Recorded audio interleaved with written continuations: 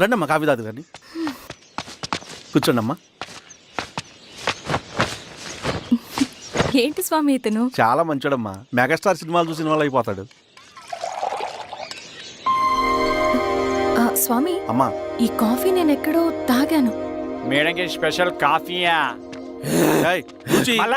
పద మేడం మందులు రాసుకో చూచి. Thank you. పద కూర్చో.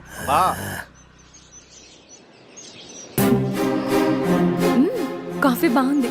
ఎవరు చేశారు? మా రవణ పెట్టాడమ్మా. రవి? ఎవరు రమ్మను? రవణ మేడం పిలుస్తున్నారు.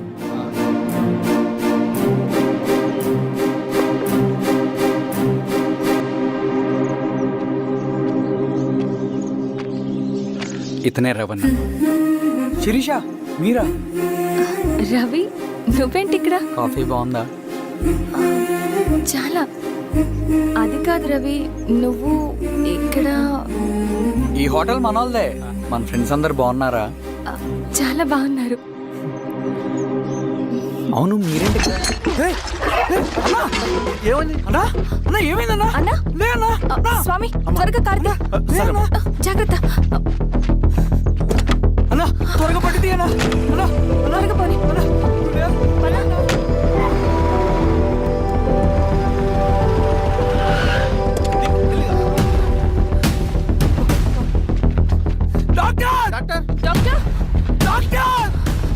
ఏమైంది డాక్టర్? త్వరగా చూడండి డాక్టర్. లోపలికి తీసుకురండి.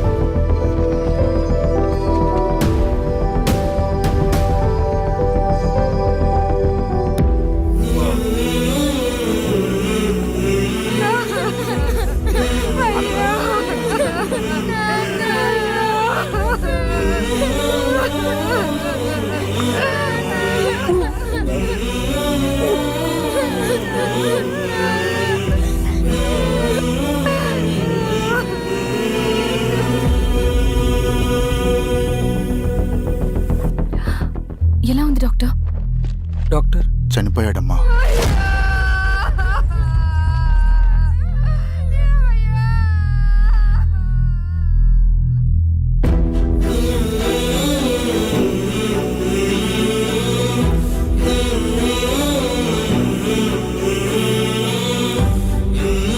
ఆ పేపర్స్ ఏంటి రవి? అతని భూమికి సంబంధించిన పేపర్స్. ఒక సంవత్సరం నుంచి ఈ పేపర్స్ పట్టుకుని ప్రతిరోజు ఎంఆర్ ఆఫీస్ చుట్టూ తిరిగేవాడు. భూమిని తాకట్టు పెట్టి అప్పు తీసుకున్న పాపానికి టైంకి వడ్డీ కట్టలేదని అప్పిచ్చిన ఆ దొర ఎంఆర్ఓ ఆఫీస్లో లంచం ఇచ్చి భూమిని తన పేరు మీద రాయించుకున్నాడు. ఈ ఎంఆర్ఓ ఆఫీస్లో ఎవరు నిజాయితీగా పనిచేయట్లేదండి. చెట్టు కట్టి నరకాలు ఒక్కొక్కడిని. నరికేయడమేంటి రవి? నువ్వు కాగితం మీద ఒక బొమ్మ గీస్తావు, ఒక చోట సరిగ్గా రాదు, ఏం చేస్తావు? ఎరేజర్తో సరిచేస్తావా, లేకుంటే ఆ పేపర్ని చింపేస్తావా? మరి మనుషుల విషయంలో ఎందుకు రాదు ఆ ఆలోచన?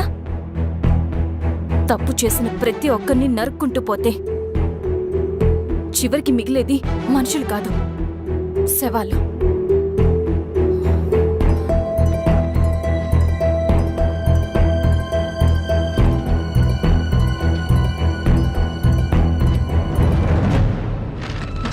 పదరవి రా.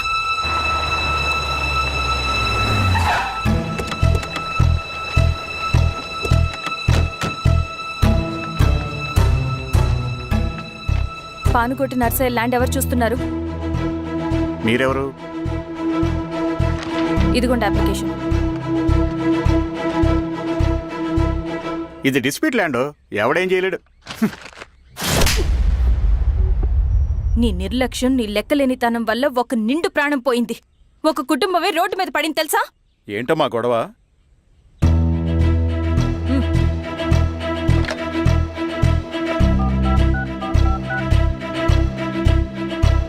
Hello sir.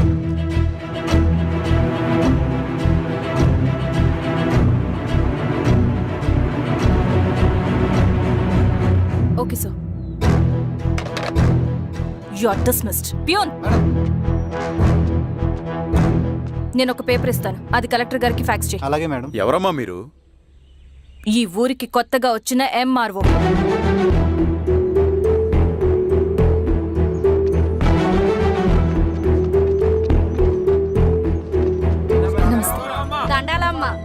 మీ పరిస్థితులు నాకు తెలుసు.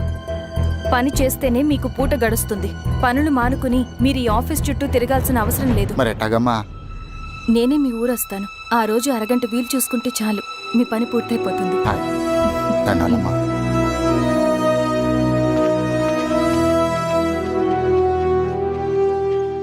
ఎన్నిసార్లు తుడుచుకున్నా పోతాయి, కానీ వీళ్ళ నిర్లక్ష్యంతో పేదవాళ్ల ప్రాణాలే పోతున్నాయి. అన్నయ్య, మన ఊరి సమస్య పేదరికం కాదు, నక్సలిజం. నాలాంటి ప్రభుత్వ ఉద్యోగులు వాళ్ళ డ్యూటీలు సక్రమంగా చేయకపోవడం వల్ల విసిగిపోయిన జనం అడవిలో వాళ్ళ హెల్ప్ తీసుకుంటున్నారు. ఒక వ్యవస్థ ఇక్కడ సరిగ్గా పనిచేయనందుకే మరో వ్యవస్థ అక్కడ పుట్టింది. అందుకే నా పన్నం చేయనివ్వండి. స్నానం చేసి రండి, భోజనం చేద్దాం.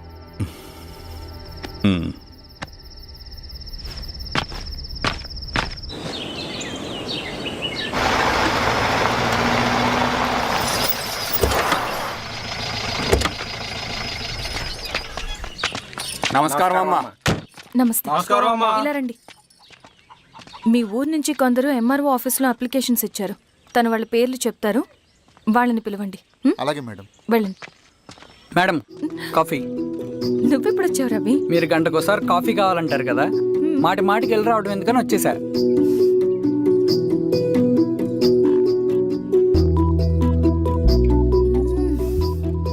రవి, ఈ కాఫీ కోసమైనా నేను పెళ్లి చేసుకోవచ్చు.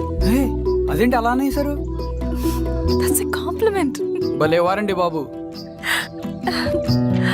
దండాలమ్మా. నమస్తే. ఇలా ఇవ్వండి. చెప్పండి, మీ సమస్యలేంటో. పేరు తలుపుల వీరాంజనేయులు. ఉన్నది 3 ఎకరాల పొలం. చిన్నుపాటి ధనుంజయరావు అనే మహానుభావుడు అందులో 2.5 ఎకరాల భూమిని తన పేరు మీద రాయించుకున్నాడు. అడిగితే నీ దిక్కున్న చోటు చెప్పుకోమన్నాడు. దిక్కులేనాడు కాబట్టి 1/2 ఎకరం భూమి మీదే పెద్ద కుటుంబాన్ని నెట్టుకొస్తున్నాడు. అవునమ్మగారు, ఆ పొలం ఎలాగైనా తిరిగి ఇప్పించేయండి అమ్మగారు. ఆ పొలం కోసం 3 సంవత్సరాల నుంచి తిరుగుతున్నాను అమ్మగారు. వీరబాబు, వీళ్ళందరి దగ్గర కలెక్ట్ చేసుకో. మేడం, దాదాపుగా ఇక్కడ ఉన్న వాళ్ళందరి పరిస్థితులు ఇవే. వీళ్ళ సమస్యలు పరిష్కారం కావాలంటే మాట్లాడాల్సింది వీళ్ళతో కాదు మేడం, మన ఊరి పెద్ద మనుషులతో. ఆహా. ఇందు మూలంగా 50 మంది గ్రామ ప్రజలకి తెలియజేయదేవనగా శ్రీరామగిరి గ్రామ పంచాయతీ మోతుబడి రైతులు, సన్న చిన్నకారు రైతులందరూ రేపు ఉదయం 10 గంటలకి ఎంఆర్ఓ ఆఫీస్ దగ్గరికి రావాలా.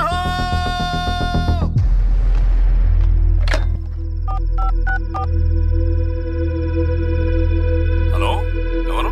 నమస్తే బాబాయ్, నేను ఈశ్వర్ రెడ్డి. ఈశ్వరా, ఎలా ఉన్నావు? బాగున్నా. చెప్పు బాబాయ్, శిరీష్ ఎంఆర్ ఆఫీస్లో భూ సమస్యల గురించి రేపు మీటింగ్ ఏర్పాటు చేసింది. ఈ విషయం మన వాళ్ళంతా ఎలా తీసుకుంటారో అర్థం కావట్లేదు. అందుకనే మీకు ఫోన్ చేశాను. శిరీష్ చెప్పింది చేయండి, అదే మనకి కలిసి వస్తుంది. సరే బాబాయ్, ఉంటాను.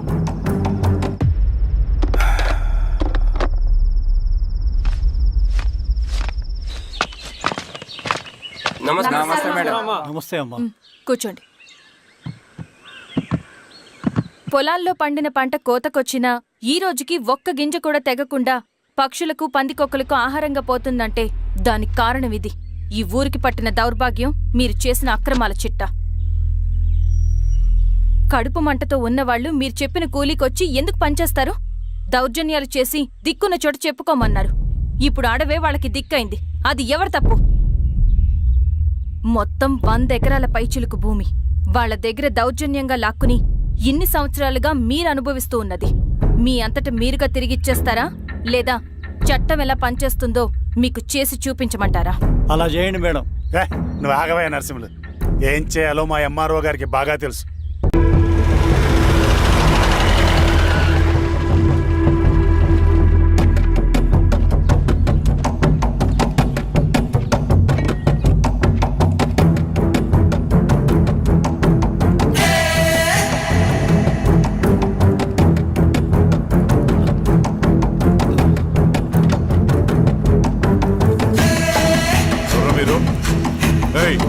ఏంట్రాది?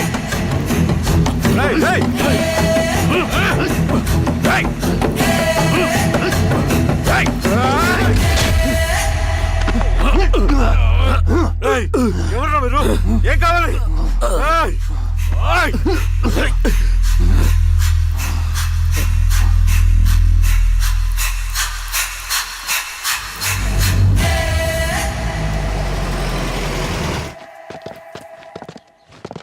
సార్ మన పోలీస్ టీం అడవంతా జల్లెడ పడుతున్నారు sir. You don't worry sir.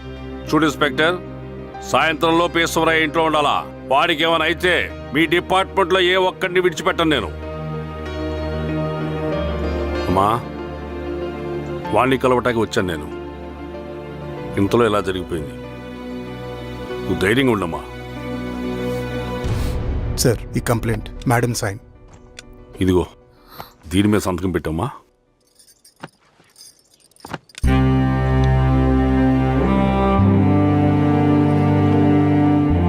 వెళ్ళండి, ముందెళ్ళి అప్పని చూడండి. సార్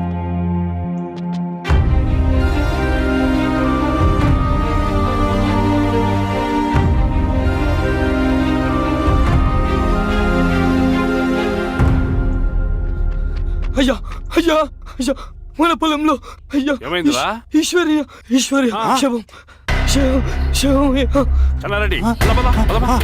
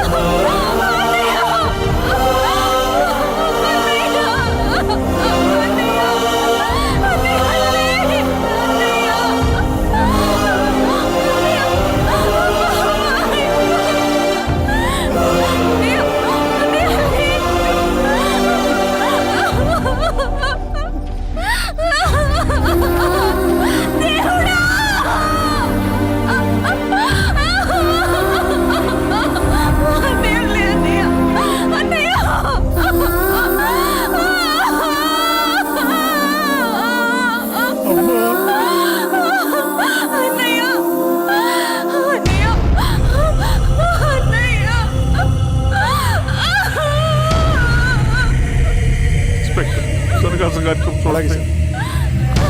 మీరేసా మెట్ క్లియర్ చేయి. మీరందరూ జరగండి మా పక్కకి.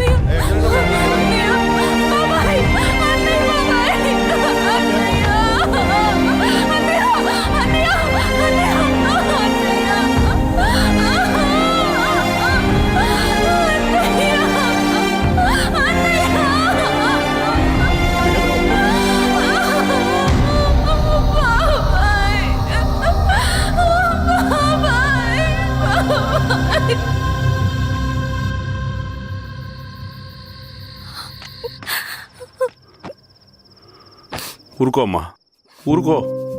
నలుగురికి మంచి చేయాలన్నది మీ అన్నయ్య కళ. అలాంటి వాడిని పొట్టన పెట్టుకున్నారు. ఆ కళ మధ్యలోనే ఆగిపోకూడదమ్మా. ఇందులో సంతకం పెట్టు. బాబాయ్, మీ అన్నయ్య ఆత్మ శాంతించాలంటే నువ్వు ఈ పని చేయక తప్పదమ్మా. కానీ బాబాయ్, నేను ఈ పరిస్థితుల్లో. అమ్మా, పరిస్థితులు చక్కబడాలంటే మనం పవర్లో ఉండాలి. ఇదిగో నువ్వు పెట్టిన ఒక్క సంతకం చాలా మంది జీవితాలు మార్చింది. నువ్వు పెట్టబోయే ఈ సంతకం ప్రజాస్వామ్యాన్ని బతికిస్తుంది. పెట్టమ్మా.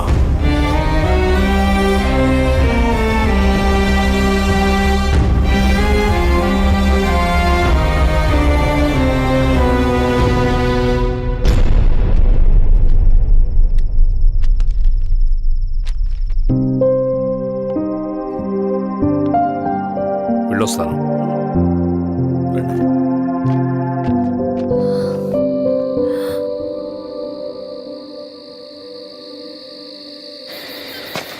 లాల్ సలాం కామ్రేడ్. లాల్ సలాం. పినపాక మండలం జెడ్పీటీసీ అభ్యర్థిగా శిరీషారెడ్డి. రవిని పిలిపించు. లాల్ సలాం కామ్రేడ్. లాల్ సలాం. ఎంఆర్ఓ శిరీష ఈ ఎలక్షన్ నుంచి తప్పుకోవాలి. ఏం చేయమంటావు అన్నా? శిరీషాని ప్రజాకోర్టులో హాజరుపరచాలి. అది నువ్వే చేయాలి. అన్నా, ఎక్కడికి పోతున్నాం మనం? సమసమాజ స్థాపన వైపుకు. బలహీనుని బానిసగా మార్చి దోచుకోవాలనుకునే బలవంతుడి గుండెలు చీల్చే వైపుకు. అభయం ఇచ్చే ఎర్ర జెండా నీడ వైపుకు. రవి, అందుకే ఎలక్షన్ జరగకూడదు. గెలిస్తే మనమే గెలవాలి. డబ్బు, కులం, రాజకీయ కండబలం, సానుభూతి ఓట్లు కానీ గెలవకూడదు. ఈశ్వర్రెడ్డి హత్య జరిగింది కాబట్టి ఈసారి శిరీషకి హై సెక్యూరిటీ ఉంటుంది. జాగ్రత్తగా డీల్ చేయి.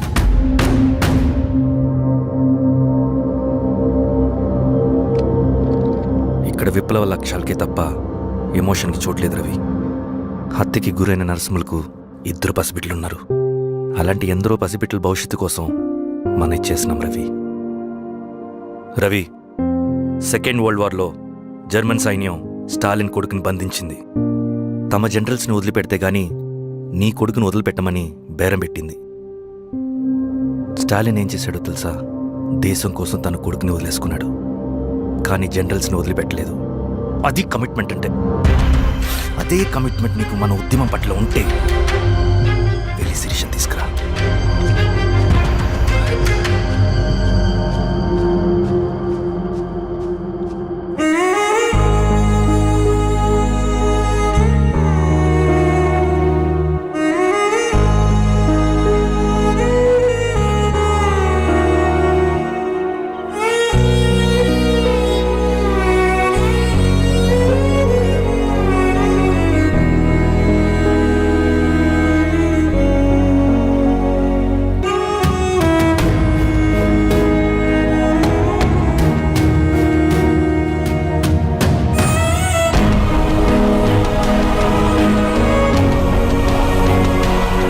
అదే కమిట్మెంట్ నీకు మన ఉద్యమం పట్ల ఉంటే వెళ్ళి శిరీషను తీసుకురా.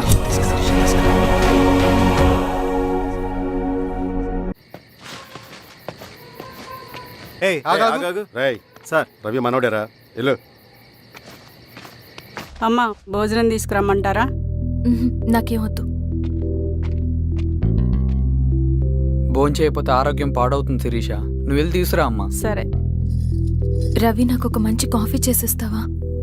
తలనొప్పిగా ఉంది. చేసిస్తా కానీ తర్వాత నువ్వు భోంచేయాలి.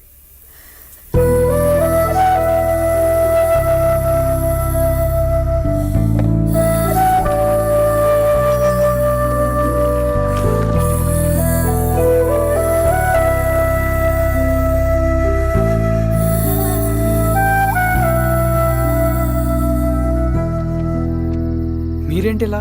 మంచినీళ్ళ కోసం వస్తున్నాను. ఓ, లోపల ఉన్నాయి, పదండి.